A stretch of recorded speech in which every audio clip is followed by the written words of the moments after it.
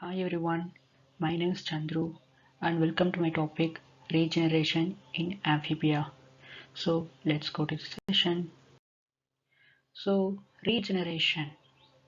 The regeneration, the phenomenon of regeneration, the ability to regrow or replace the lost body parts, and is a remarkable feature that is displayed by many organisms, including amphibians. Amphibians can regenerate various tissues and organs, including limbs, tails, and internal organs. These regenerative processes are orchestrated by a complex interplay of cellular mechanisms, molecular signaling pathway, and genetic programs. So we have to see about the cellular mechanisms which happen in the amphibian regeneration.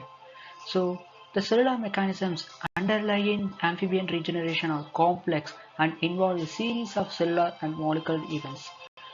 These events are orchestrated by a specialized population of cells called blastemal cells, which have the ability to divide and differentiate into different types of cells required to regenerate the lost tissues or organ.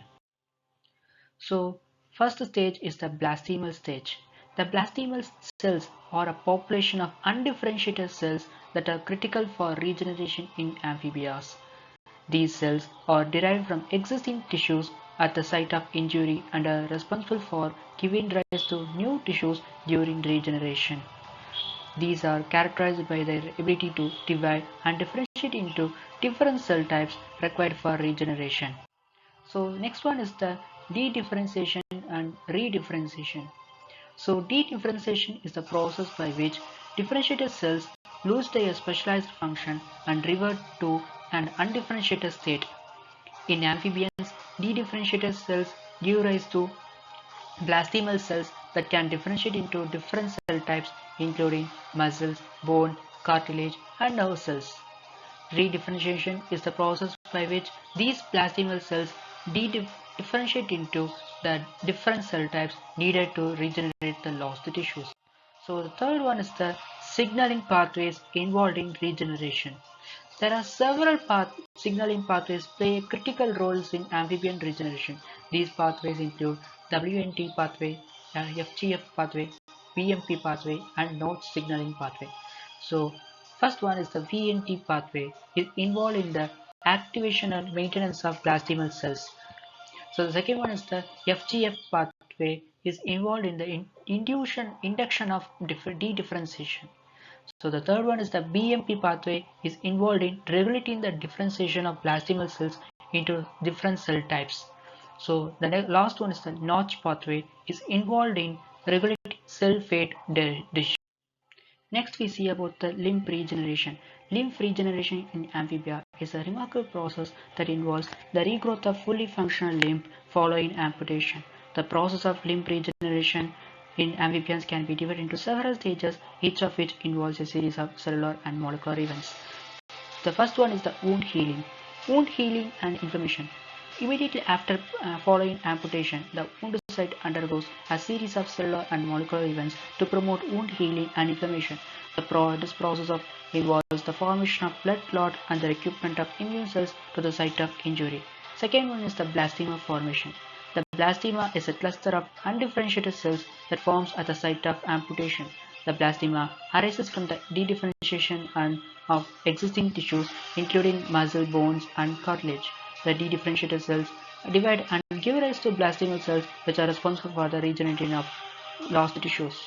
Third one is the proliferation and differentiation. The blastemal cells undergo a period of proliferation and differentiation to give rise to the different cell types required for limb regeneration. The cells differentiate into muscles, bone, cartilage, and nerve cells, among others. Next one is the reinnervation and muscle formation. The newly formed muscle fibers are innervated by the regenerating nerves, which allow for the coordinated movement of the limb. The innervation also promotes the further growth and differentiation of the muscle fibers. Last one is the skeletal formation. The formation of new skeletal elements is regulated by the combination of intrinsic and extrinsic factors. These factors include signaling molecules such as BMP and FGF, which regulate the patterning of skeleton elements. So next one is the tail regeneration. So tail regeneration in amphibia is another fascinating example of the regenerative ability of these animals. Here are some of the key cellular events that occur during tail regeneration. First one is the wound healing and inflammation. It is same like the tail amputation. It is same like the limb. The injured tissue releases chemicals that stimulate the migration and proliferation of immune cells to the wound site. The inflammatory cells such as neutrophils and macrophages are recruited to the site to remove debris and fight infections. So second one is the epidermal cell migration and wound closure. The epidermal cells that line the surface of the tail begin to migrate towards the wound site to cover the exposed tissue. These cells multiply and spread across the wound site, eventually forming a layer of skin that covers the newly forming tissues. Third one is the blastema formation. As the limb regeneration tail limb regeneration as with the limb regeneration, tail regeneration involves the formation of blastema, which is the mass of undifferentiated cells that will give rise to new tail tissues. The blastema forms from the proliferation and migration of cells from the stump of ampullated tails. Fourth one is the proliferation and differentiation. The plastimal cells undergo a period of proliferation and differentiation to give rise to different cell types required for tail regeneration. The cells differentiate into muscle, cartilage, and nerve cells. Last one is the regeneration and muscle formation. The newly formed muscle fibers are innervated by regenerating nerves, allowing for the coordinated movement of the tail. The innervation also promotes the further growth and differentiation of the muscle fibers. Next topic is about internal organ regeneration in amphibians. While limb and tail regeneration are perhaps the most well-known forms of regeneration in amphibia, these animals are also capable of regenerating internal organs. Here are some of the key cellular events that occur during internal organ regeneration in amphibians. First one is the dedifferentiation and proliferation. During internal organ regeneration, the cells in the damaged or lost tissues differentiate and start to divide rapidly. This process leads to the formation of a mass of undifferentiated cells known as the blastema, which is similar to the blastema that forms during the limb and tail regeneration. So second one is the patterning and differentiation. The blastemal cells undergo a process of patterning and differentiation to give rise to the different cell types required for the regeneration of the internal organs. For example, in the case of liver, the blastemal cells differentiate into hepatocytes, the cells that make up the functional tissue of the liver. Third one is the re-estimation of functional connections. During organ regeneration, the newly formed tissue must also establish functional connections with existing tissues. This process involves the regeneration of blood vessels and the establishment of nerve connections to allow for proper organ functions. Next one is the resolution of inflammation.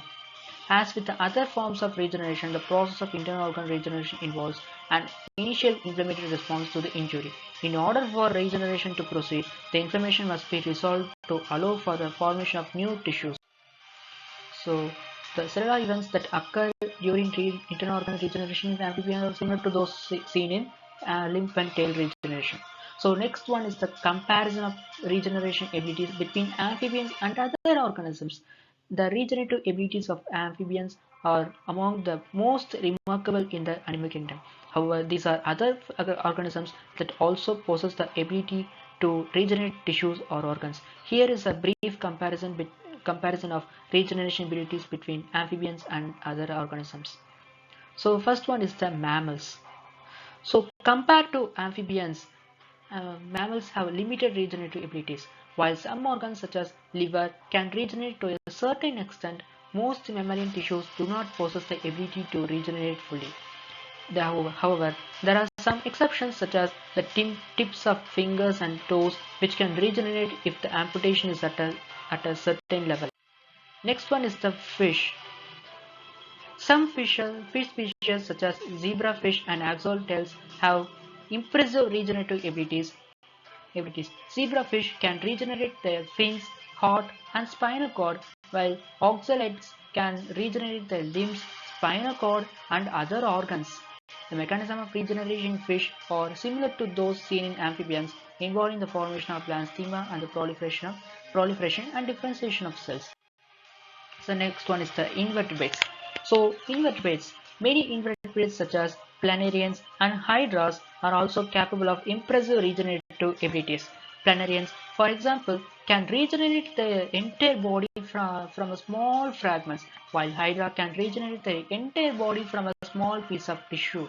The mechanism of regeneration in invertebrates are different from those seen in vertebrates and all involve the activation of stem cells and repatterning of existing tissues.